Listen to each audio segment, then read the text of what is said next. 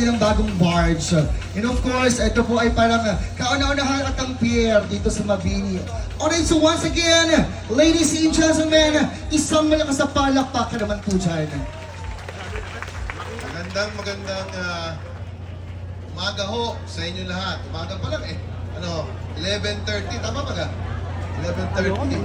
Sa inyo po lahat, on behalf of Mactan Construction and Logistics o yung Mactan Group of Companies, maraming salamat po sa pagdalo ninyo dito sa napakahalagang okasyon na ito ng 20th anniversary ng Mactan.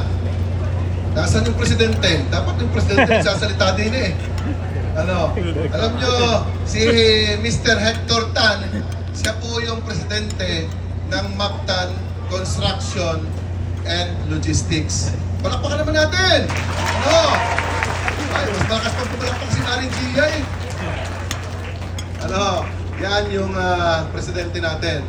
Kaya ang isang maiksing paliwanag, ang Mactan Construction and Logistics ay nababahagi sa iba't ibang korporasyon.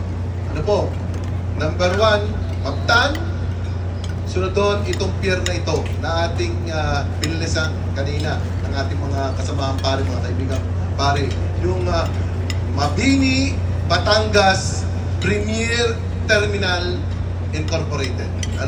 Ito yung pong bagong negosyo namin na siguro doon sa mga taga dito sa parting ito ng probinsya ng Batangas, itong Mabini, Ambawan, alam na.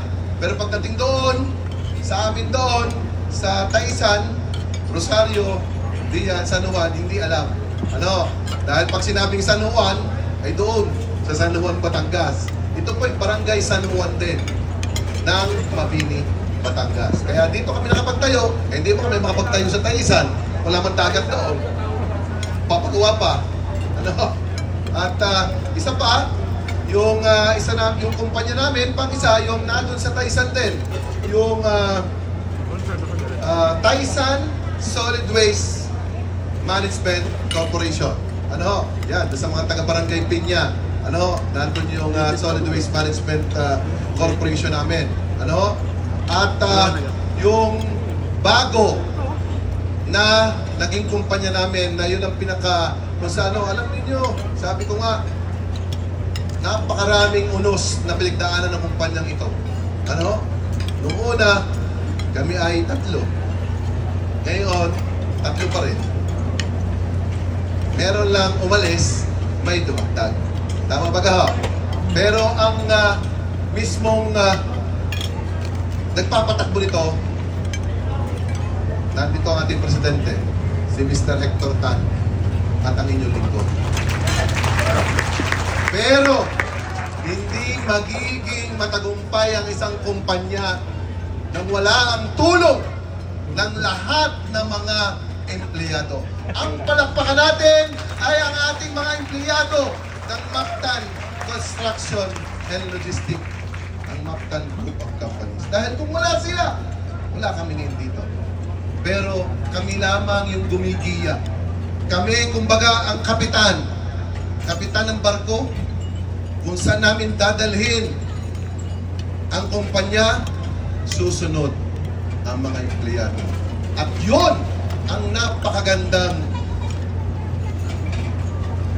gawain para ang isang kumpanya ay umangat. Alam ninyo, sabi ko nga, nung tinamaan tayo ng COVID, tinamaan tayo ng pandemya, ito na ang pinakamalagim na mangyayari sa ating korporasyon.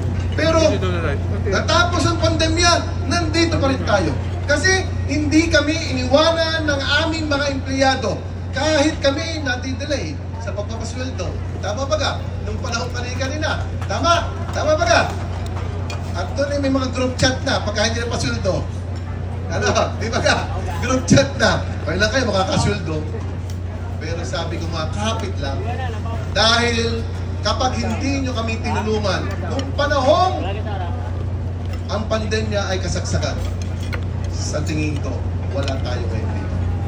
Pero kita ninyo, sa aming pag-iisip, sa